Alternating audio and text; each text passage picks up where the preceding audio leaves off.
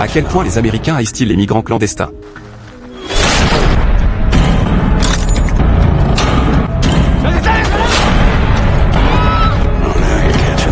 Le pire, c'est que la vallée déserte n'offrait aucun abri, et le tireur occupait une position de tir idéale. Échapper à une telle situation était mission impossible, à moins que le ciel ne tombe sur la tête.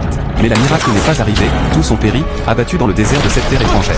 Et pour Oldville, le chasseur, tout ça n'a pas pris plus de temps qu'une cigarette. Une autre équipe de migrants clandestins, qui comptait traverser la zone, a été témoin direct de cette scène cruelle. Heureusement, ils avançaient lentement, sinon, ils auraient partagé le même sort.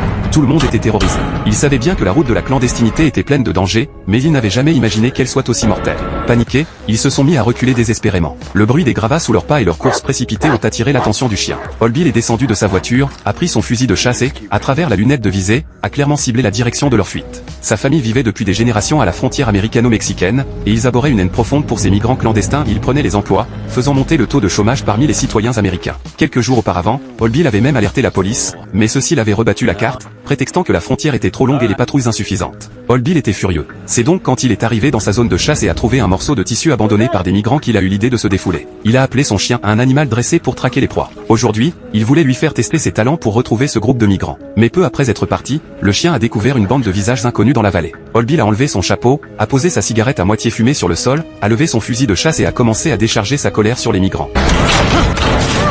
Après les avoir tués, Oldville n'a ressenti aucun remords. Il avait déjà tué des Irakiens sur le champ de bataille au Moyen-Orient, le sentiment de tuer était trop familier pour lui. Ajouté à sa haine profonde des migrants, il a même pu s'asseoir calmement pour boire un verre, excité par ce qu'il avait fait aujourd'hui. Woo!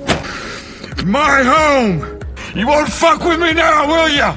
Ces mots étaient encore frais quand l'aboiement du chien l'a ramené à la réalité. Un autre groupe de migrants était apparu. Tuer un groupe ou deux, ça changeait rien, alors pourquoi ne pas profiter pour se défouler complètement? Les migrants couraient comme des fous. Dans le désert, à 40 degrés, avec un chien à leur trousse, il n'y avait nulle part où se cacher. Si le chien les attrapait, c'était la mort. Paniqué, l'un d'eux a perdu son sac à dos en courant. Quand il est retourné le chercher, il a vu le chien approcher à grands pas et sa terreur a atteint son paroxysme.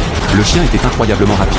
Normalement, il n'aurait pas été le dernier, mais aujourd'hui, il est devenu sans aucun doute la première cible du chien, qu'il a immédiatement plaqué au sol.